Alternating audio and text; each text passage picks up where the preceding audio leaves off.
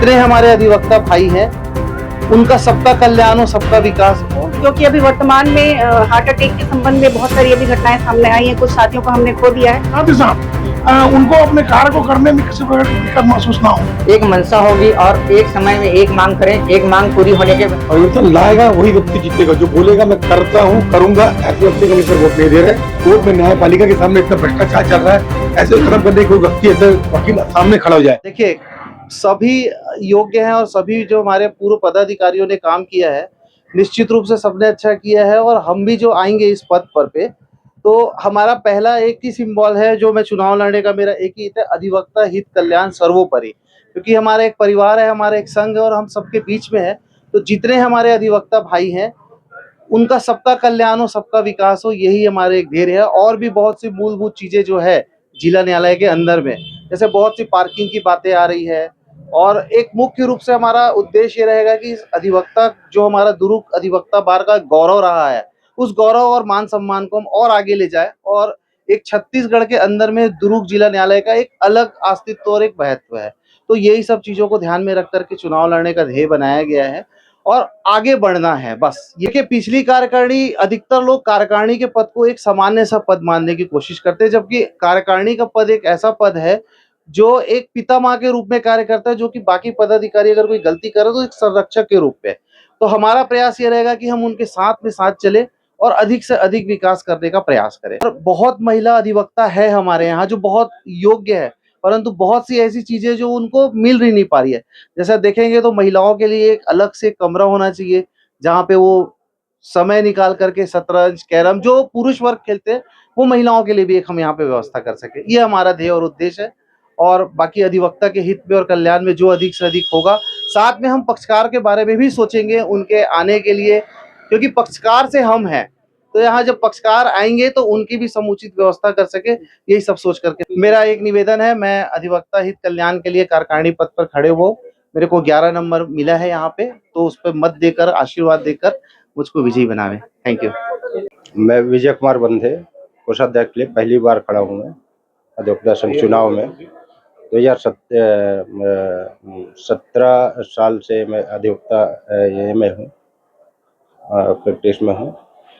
और हम चाहते हैं कि जैसे कोषाध्यक्ष पद के लिए मैं खड़ा हूँ, तो ये पारदर्शी योजना बना के लाई जाएगी इसमें कि सारी चीज़ का आय व्यय का लेखा जोखा स्पष्ट होना चाहिए। सभी सदस्यों को ये मालूम होना चाहिए कि आय कितनी हुई, व्यय कितना हुआ, फंडिंग कितनी है, किसी को कोई जानकारी नहीं है।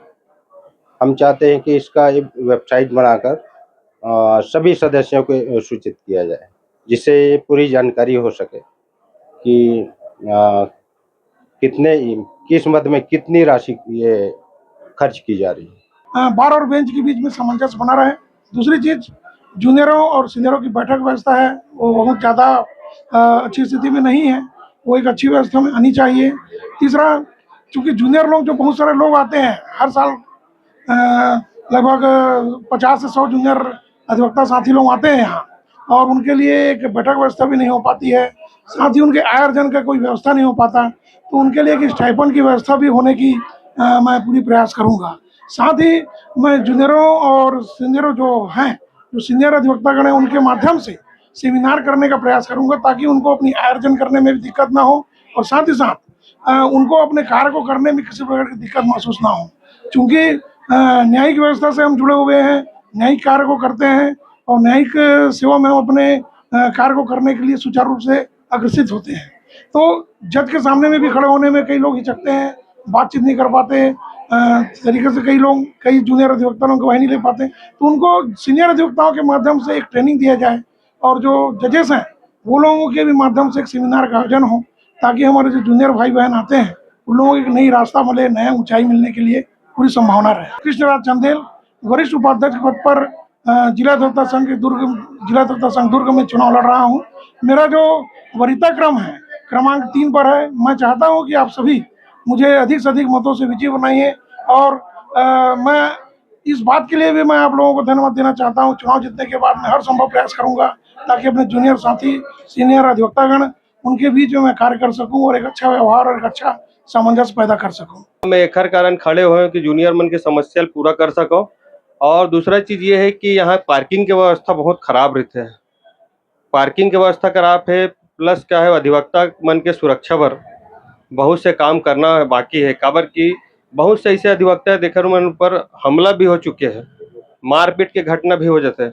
तो ओकर मन के सुरक्षा पर यहाँ पे व्यवस्था करे बहुत जरूरत है। काबर की यहाँ चारों तरफ से गेट खुल्ला रही और कोई पुलिस व्यवस्था नहीं रहा है ना। तो ओकर पर मैं कुछ प्रयास करूँ। दूसरा चीज वो एडवोकेट प्रोटेक्शन एक्ट के तहत भी आते हुआ, तो ओला भी हमन प्रशासन से मिल के बात करे प्रयास करबो।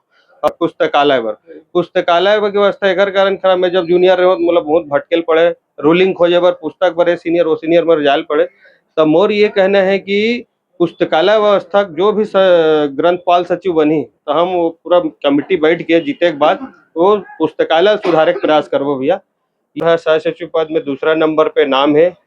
मैं हाँ सब कोई जूनियर सीनियर जो भी जितना जन ये बाइट ला देखिए, मैं निवेदन करत हूँ कि मोला भारी महत्व से विजय बनाए। उन्हें आर्थिक रूप से सक्षम बनाने के लिए मेरा ये प्रयास रहेगा कि प्रतिदिन उनको न्यायालय में काम मिले और काम के बाद जब वो घर जाए तो एक संतुष्टिजनक भाव लेकर जाएं और वो संतुष्टिजनक भाव जो है उनका वो आर्थिक क्षेत्र में सक्षमता को दर्शित करे और वो ना केवल स्वयं सक्षम हो बल्कि और अपने जैसे जो एडवोकेट्स हैं उनको भी वो सक्षम करें। इस ओर मेरा कार्य रहेगा। इसके अलावा जो एडवोकेट्स हैं उन सबके प्रशिक्षण के लिए, क्योंकि विधि का क्षेत्र विस्तृत है और मेरा ये प्रयास रहेगा कि विधि के जो ज्ञाता हैं, प्रोफेसर्स हैं, जो सीनियर एडवोकेट्स हैं, उनके माध्यम से सभी का प्रशिक्षण बच्चों का हो सके जो जूनियर एडवोकेट्स हैं। इसके अलावा मेडिकल के लिए भी मेरी एक प्राथमिकता है कि मेडिकल उन्हें प्राप्त हो। बीमा के संबंध में भी मेरी प्राथमिकता है और इसके अलावा हर संभव हो मेरे द्वारा ये कार्य किया जाएगा जिसमें जो आवश्यकता है अधिवक्ता बंधुओं की, अधिवक्ता बहनों की, वो हर काम में करने का प्रयास करूंगी। निवेदन है कि मैं महिला उपाध्यक्ष के लिए खड़ी हो रही हूँ और मतपत्र में मेरा क्रमांक 6 है। आप सभी से निवेदन है कि मुझे अपना वोट प्रदान कर विजयी बनाएं। धन्यवाद। मैं श्रीमती पूजा मोगरी। सबसे पहली बात है कि जितने भी पदाधिकारी बनेंगे सबकी एक मंशा होनी चाहिए। एक मंशा होगी और एक समय में एक मांग करें, एक मांग पूरी होने के बाद आसन। यहाँ जितने प्रकार से प्रत्याशी हैं सभी अलग अलग एक्सपेक्टेशन देते हैं आदमी को, अलग अलग चीज़ें बोलते हैं। अलग चीज़ें नहीं बोलनी चाहिए, उनको बोलना चाहिए सब मिलके एक करेंगे और एक ही जो भी रहेगा। जैसे एडवोकेट प्रोटेक्शन एक्ट लागू करना है तो उसके लिए मिलजुल के करिए। यहाँ एकता हो जाती है तो वो भी हो जाएगा, लेकिन एक समय में एक ही काम होगा।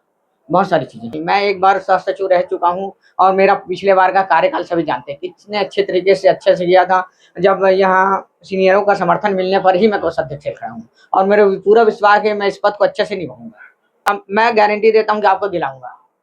जितने भी जूनियर हो सबको बैठने का व्यवस्था मैं करवाऊंगा। कैसे लास्ट टाइम मैंने खड़ा था, बहुत जूनियरों को व्यवस्थित किया था और बहुत लोग आज बैठ के अच्छे से काम कर रहे हैं अपना, वो भी होगा। मेरा सर कोषाध्यक्ष पे 2 नंबर पे नाम है और मैं चाहता हूँ वो जो भी हो सबसे बेहतर सबसे अच्छा करके दिखाऊंगा।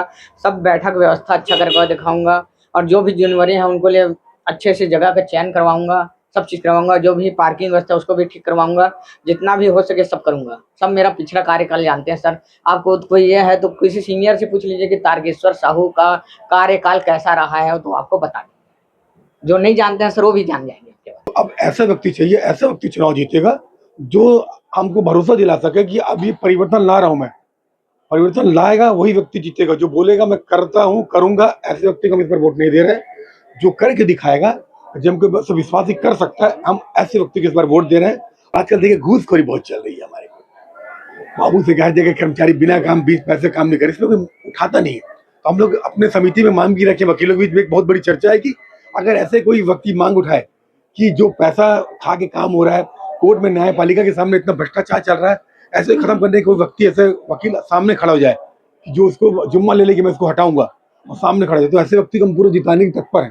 देखिए पहले भी हम सह सचिव और उपाध्यक्ष पद में रह चुके हैं, लेकिन इस वक्त मौजूदा हालत में हमने एग्जीक्यूटिव बॉडी पोस्ट में आने का निर्णय लिया है। पूजा मोगरी जी खड़ी हुई है महिला उपाध्यक्ष पद हेतु और ये बहुत अच्छी कैंडिडेट रही हैं। इनका पूर्व में भी एक कार्यकाल था इस पद के लिए और उन्होंने बहुत अच्छा कार्य किया था और सारे लोग उनके कार्य से संतुष्ट हैं और हम चाहते हैं कि इस वर्ष भी वो जरूर आए, विजयी हों और अब अच्छा प्रदर्शन हमारे को अच्छी सहयोग करें।